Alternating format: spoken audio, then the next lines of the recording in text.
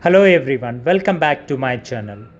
In this session we are going to discuss 30 MCQ questions of paper SEC 2 Digital Fluency of BSc and BCA second semester NEP degree examination which was conducted in the month of August 2023. तो इस video में बात करेंगे हम SEC 2 paper जो कि digital fluency है BCA और बीएससी सेकेंड सेमेस्टर के विद्यार्थियों के लिए ये जो पेपर था अगस्त महीने में 2023 का ये गुलबर्गा यूनिवर्सिटी कलबुर्गी का पेपर है। तो हम इस एक वीडियो में इस पेपर का विश्लेषण करेंगे। कुल मिला के 30 मार्क का पेपर है, 30 MCQ क्वेश्चंस होंगे और हर क्वेश्चन के लिए 1 मार्क्स दिया जाएगा। मैक्सिमम टाइम यहाँ पे 2 आवर्स बोल के दिया है। तो चलिए बात करते हैं पहले प्रश्न के बारे में जो कि पूछा गया है कि what is the full form of CPU। तो बेसिक नॉलेज जिनको है उन सभी को CPU बोले तो क्या, इनपुट बोले तो क्या, आउटपुट बोले तो क्या, ये आसानी से पता होता है।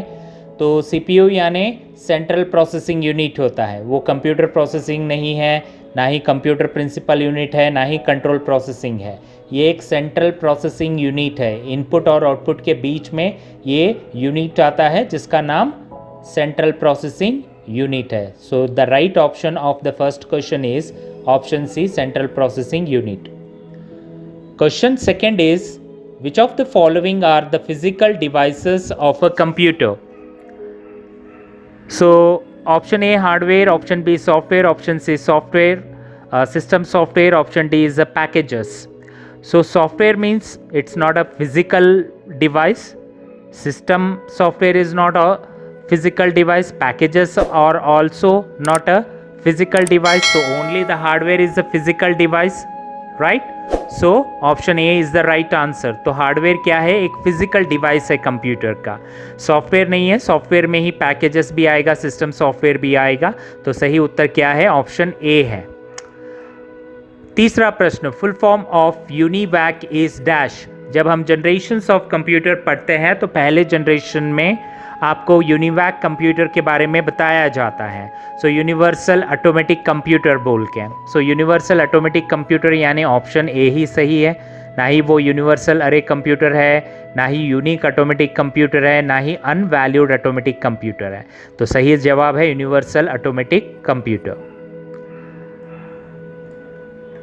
चौथा सवाल, MICR स्टैंड्स फॉर। तो MICR क्या है, इसका फुल फॉर्म क्या है? मैग्नेटिक इंक कोड रीडर है, या मैग्नेटिक इंक कैरेक्टर रीडर है, या मैग्नेटिक इंक केस रीडर है? None of these. देखिए प्रश्न में यहाँ पे रिकॉग्नाइजर नहीं दिया गया है। अगर से रीडर के जगह पे रिकॉग्नाइजर दिया जाता यानी मैग्नेटिक इंक कैरेक्टर रीडर, इसका सही जवाब है ऑप्शन बी सही जवाब है। ये मैग्नेटिक इंक कैरेक्टर रीडर है, इसको रिकॉग्नाइजर भी बोलते हैं, राइट, रिकॉग्नाइजेशन भी बोलते हैं। So magnetic ink character recognisation. तो ये रिकॉग्नाइजेशन तो नाम नहीं दिया, यानी हम रीडर के साथ जाएंगे तो ये मैग्नेटिक इंक कैरेक्टर रीडर है। तो MICR stands for magnetic ink character reader, option B is the right answer. तो सही जवाब है मैग्नेटिक इंक कैरेक्टर रीडर। अगला सवाल है question number 5, which of the following is not an operating system. तो इनमें से कौन सा ऑपरेटिंग सिस्टम नहीं है? क्या वो विंडोज़ है, क्या लाइनक्स है, या ओरेकल है, या डॉस है? जब ऑपरेटिंग सिस्टम के कॉन्सेप्ट को पढ़ाया जाता है तो एग्जाम्पल में विंडोज़ का जिक्र होता है, लाइनक्स का जिक्र होता है, और MS DOS Microsoft disk operating system. इसके बाद ही क्या है, विंडोज़ वर्जन स्टार्ट हो गए। डॉस के बाद ही विंडोज़ वर्जन स्टार्ट हो गया। लाइनक्स भी है, तो ये भी एक ऑपरेटिंग सिस्टम है, मगर ओरेकल का जिक्र हमने ऑपरेटिंग सिस्टम कॉन्सेप्ट में कहीं पे भी नहीं सुना है। तो ओरेकल क्या है, एक DBMS सॉफ्टवेयर है, डेटाबेस मैनेजमेंट सॉफ्टवेयर है।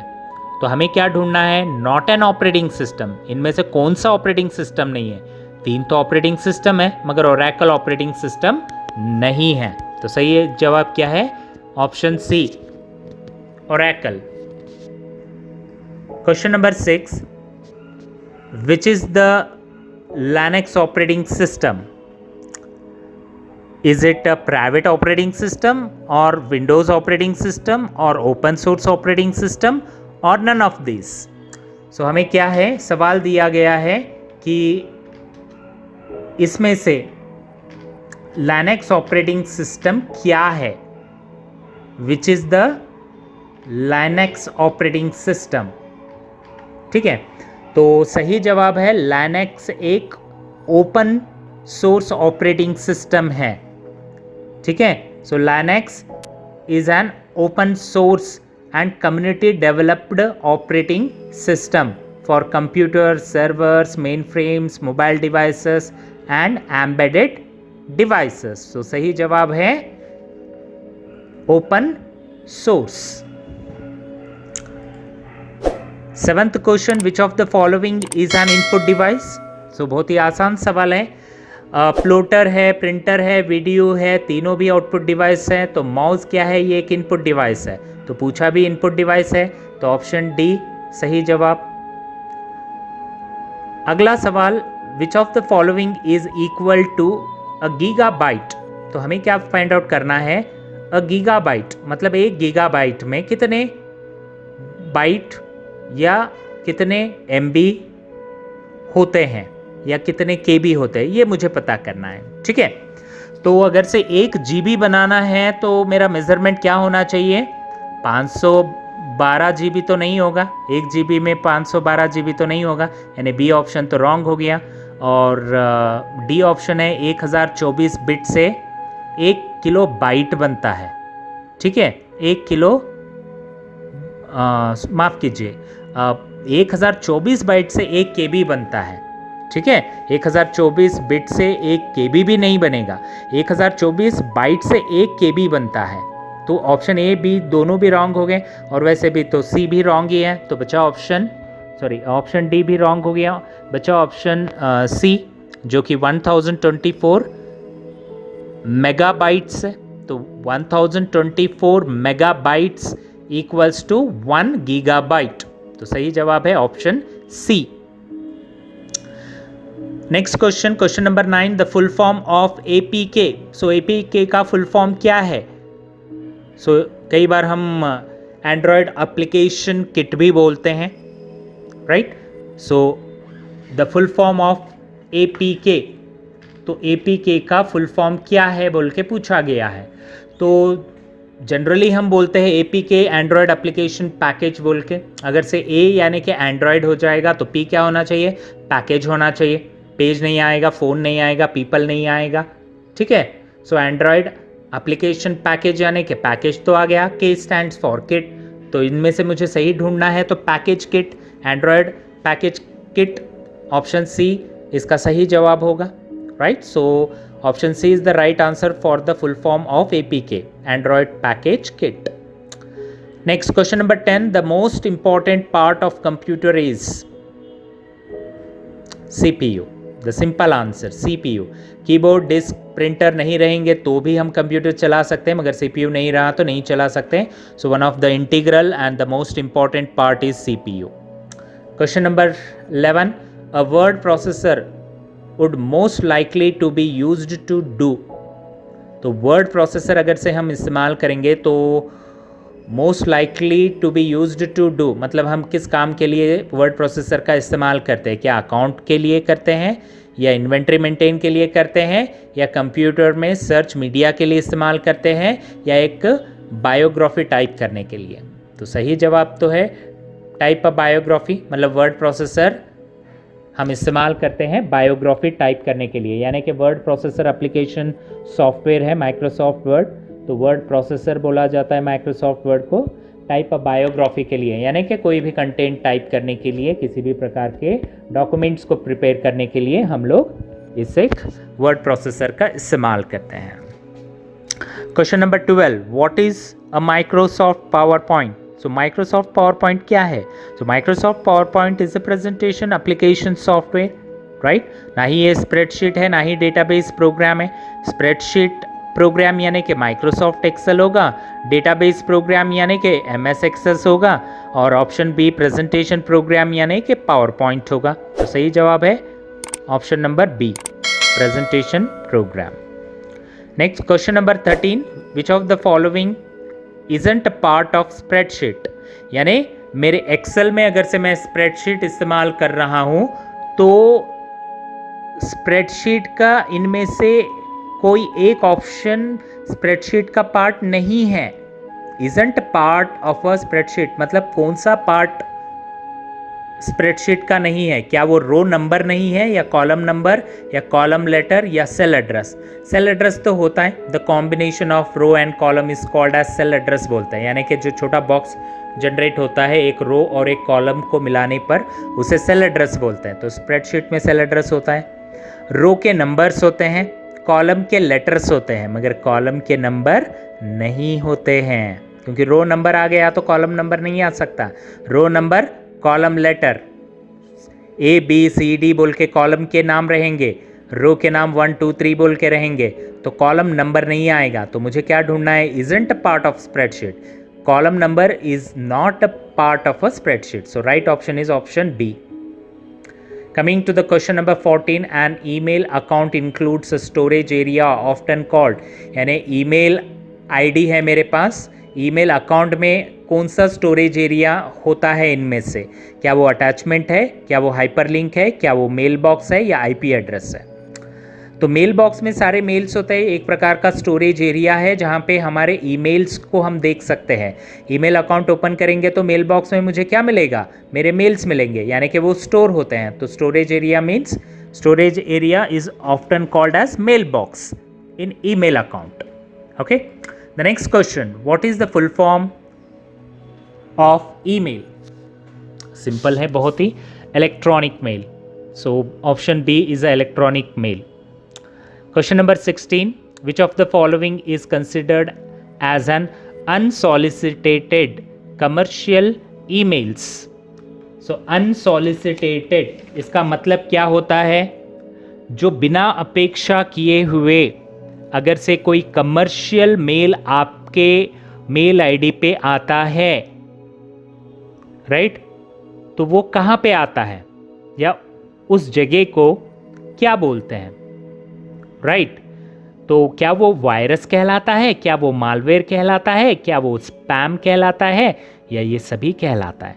वायरस तो नहीं कहलाएगा क्योंकि मेल से रिलेटेड है। वायरस तो एक प्रकार का सॉफ्टवेयर होता है, मालवेयर भी एक प्रकार का सॉफ्टवेयर होता है, वायरस, राइट। तो स्पैम हमारे मेल से जुड़ा हुआ है, इनबॉक्स, आउटबॉक्स, स्पैम वगैरह, तो स्पैम ऑप्शन सी इसका सही जवाब है। ठीक है, सो अनसॉलिसिटेटेड यानी अनअपेक्षित कोई भी वाणिज्य मेल, जो मेल है किसी बिजनेस से रिलेटेड, किसी एक कंपनी से रिलेटेड, वो अनअपेक्षित होते हैं। ठीक है, तो वो कहाँ पे आते हैं? स्पैम में आते हैं। सही जवाब ऑप्शन सी। सो जिन लोगों ने भी ये ऑप्शन जो मैं बोल रहा हूँ उन्होंने टिक किया हुआ है, तो अपने अपने मार्क्स चेक कर ले सकते हैं कि आपका स्कोरिंग कितना हुआ है बोल के।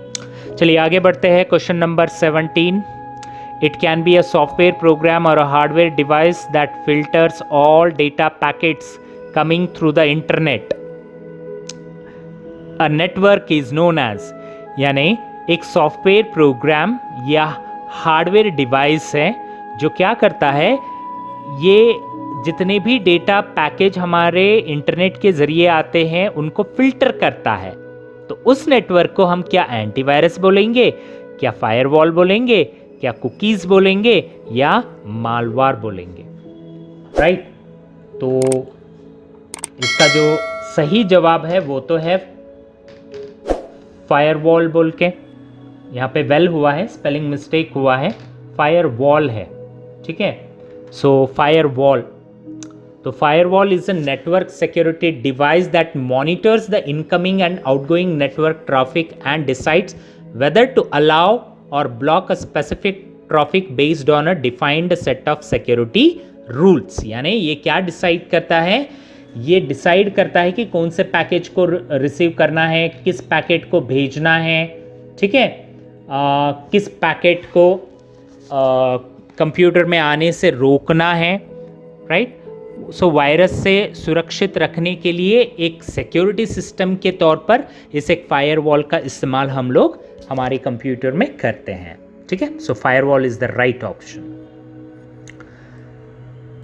ओके, सो और एक स्पेलिंग मिस्टेक है छोटा सा, COD रेड बोल के है, ये कोड रेड आएगा, कॉड रेड नहीं है, code red is a type of dash. तो कोड रेड क्या है, राइट? कोड रेड क्या है? सो मैं जैसे बोल रहा हूं कि स्पेलिंग मिस्टेक है, तो आपको क्या टाइप करना है? Code red, right? तो कोड रेड, सो CODE, कोड रेड सही है, इसका एक शब्द है, COD नहीं है, CODE, code red is a type of. क्या ये एक एंटीवायरस प्रोग्राम है? क्या ये एक फोटो एडिटिंग सॉफ्टवेयर है? क्या एक कंप्यूटर वायरस है या वीडियो एडिटिंग सॉफ्टवेयर है, राइट? सो ये एक कंप्यूटर वायरस है, ना ही एक एंटीवायरस है, ना ही फोटो एडिटिंग है, ना ही वीडियो एडिटिंग है। Code red is a type of computer virus which targets the Microsoft servers and it was originally identified on July 2001, यानी जुलाई 2001 में, जुलाई 15 2001 में इसको पहली बार आइडेंटिफाई किया गया था और मेनली माइक्रोसॉफ्ट जो सर्वर्स है उसी में इस एक कोड रेड वायरस को पहली बार आइडेंटिफाई किया था जुलाई 15 2001 में। ठीक है, तो तकरीबन बोला जाता है कि 3 लाख से भी ज़्यादा सर्वर को इसने इन्फेक्ट किया था कुछ ही दिनों में। तो सही जवाब क्या है? Option C, a computer virus. So code red is a type of computer virus, option C. Next question number 19, in wifi security which of the following protocol is more used? So अगर से हम बात करेंगे तो कौन सा protocol है, ठीक है, किस प्रोटोकॉल को सबसे ज़्यादा वाईफाई सिक्योरिटी में इस्तेमाल किया जाता है? ठीक है, वाईफाई सिक्योरिटी में सबसे ज़्यादा इस्तेमाल होने वाला प्रोटोकॉल कौन सा है? ठीक है, वैसे देखा जाए तो इसमें VEP आता है, VPA भी आता है, VPA2 भी आता है, VPA3 भी आता है। ठीक है, मगर सबसे ज़्यादा इस्तेमाल होने वाला, अगर से ऑप्शन देखा जाए, ऑप्शन के हिसाब से जाऊंगा तो ऑप्शन बी VPA सही जवाब होगा। VPA3 तो नहीं है, अप टू 2 तक दिया गया है। ठीक है, अगर से 3 देते तो मैं 3 के साथ जाता, यहाँ पे VPA2 दिया गया है तो VPA2 के साथ जाऊंगा। ठीक है, सो सही जवाब क्या है? VPA2, that is option B is the right answer. When was the first computer virus created? यानी सबसे पहला कंप्यूटर वायरस कब क्रिएट किया गया? तो माना जाता है कि जो कंप्यूटर का वायरस बना था वो कंप्यूटर का वायरस 1971 में बना था। ठीक है, सो 1971 में ये कंप्यूटर का वायरस बना था और बॉब थॉमस ऑफ BBN ने इस एक वायरस को बनाया था। तो ये भी कहावत है कि 1971 में इसको बनाया गया था। तो यहाँ पे सिर्फ फर्स्ट कंप्यूटर वायरस क्रिएटेड का ईयर पूछा गया है, तो 1971। 21st question, dash is not a major type of electronic commerce. तो यहाँ पे क्या करना है मुझे? नॉट, ठीक है, नॉट को फाइंड आउट करना है। So is not a major type of electronic commerce. देखिए, जब मुझे ये पता करना है कि मेजर टाइप इसमें से कौन सा नहीं है। अगर से मुझे मेजर टाइप फाइंड आउट करना था तो B2C के साथ जाता था, यानी बिजनेस टू कंज्यूमर के साथ जाता था, मगर मुझे पता करना है नॉट। ठीक है, तो सबसे आसान सवाल होता अगर से ये नॉट नहीं होता, तो नॉट लगा दिया, यानी मुझे थोड़ा डिफिकल्ट लगेगा, मगर जिन लोगों ने टाइप्स ऑफ ई कॉमर्स पढ़ा है उनको पता होगा most popular is business to consumer. Reverse इसका वाइस वर्सा निकालेंगे तो क्या होगा? Consumer to business is a not a major type of electronic commerce आएगा, यानी ऑप्शन ए सही है, कंज्यूमर टू बिजनेस। चलिए अगला सवाल 22, ई कॉमर्स स्टैंड्स फॉर। आसान सा सवाल है, इलेक्ट्रिकल तो नहीं है, एंटरटेनमेंट भी नहीं है, इलेक्ट्रॉनिक आएगा, तो एक ही ऑप्शन में इलेक्ट्रॉनिक लगा हुआ है जो कि ऑप्शन बी है, इलेक्ट्रॉनिक कॉमर्स। 23वां सवाल लेते हैं, dash is an early form of e commerce. So e commerce का पहला फॉर्म कौन सा था, यानी ई कॉमर्स नाम आने से पहले इलेक्ट्रॉनिक डेटा इंटरचेंज करने के लिए, इलेक्ट्रॉनिकली डेटा इंटरचेंज करने के लिए ईडीआई का इस्तेमाल होता था। जैसे मैं बोल ही रहा हूँ, इलेक्ट्रॉनिक डेटा इंटरचेंज करने के लिए ई कॉमर्स में ईडीआई का प्रयोग पहले होता था, in early days, right. So EDI is an early form of e commerce, right. Option B is the right answer for 23rd question. Coming to the next question, which segment do eBay amazon.com belongs, यानी कि eBay amazon.com जो websites है किस segment में आते हैं? क्या वो B2B में आते हैं, बिजनेस टू बिजनेस में आते हैं, या बिजनेस टू कंज्यूमर में आते हैं, या कंज्यूमर टू बिजनेस में आते हैं, या कंज्यूमर टू कंज्यूमर में आते हैं? eBay हो, अमेजॉन हो, फ्लिपकार्ट हो, ये सारे क्या है, बिजनेस टू कंज्यूमर, यानी कि ऑप्शन बी सही जवाब है, business to consumers. Which type deals with auction, यानी कि किस प्रकार का ई कॉमर्स ऑक्शन से डील करता है, ठीक है।